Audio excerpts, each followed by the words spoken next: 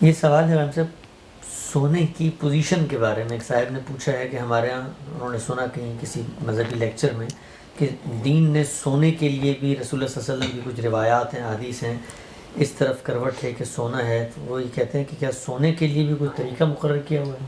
نہیں، ایسا کوئی طریقہ دینی لحاظ سے مقرر نہیں کیا گیا. دیکھیے رسالت میں آپ صلی اللہ علیہ وسلم بہت سی باتیں فرماتے تھے جن کا تعلق عام تجربے، عام مشاہدے، عام روایات سے ہوتا ہے. ان کو اسی کے محل میں رکھ کے دیکھنا چاہیے.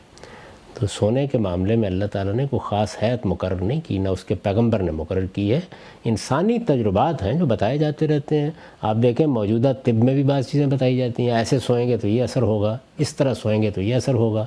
پرانے اطباء بھی یہ بات بتاتے تھے، ہمارے بزرگوں میں بھی بعض روایات ہوتی ہیں. تو اس طرح کی روایات عرب میں بھی موجود تھیں اور حضور اس کا بعض اوقات اظہار بھی کر دیتے تھے.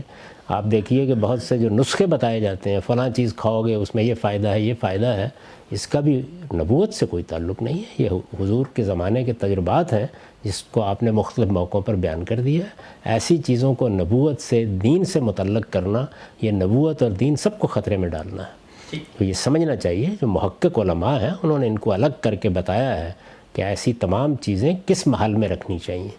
یہ اصل میں وہ انسانی تجربات ہوتے ہیں. ہر انسان اپنا ایک پس منظر لے کے آتا ہے.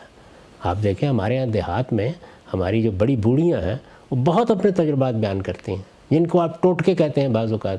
وہ بڑے مؤثر ہوتے ہیں، ایسا بھی ہوتا ہے، یعنی ان سے بڑے مسئلے حل ہو جاتے ہیں، لیکن وہ ایسے ہی تجربات ہیں. ان کو نبوت اور پیغمبری سے متعلق نہیں کرنا چاہیے.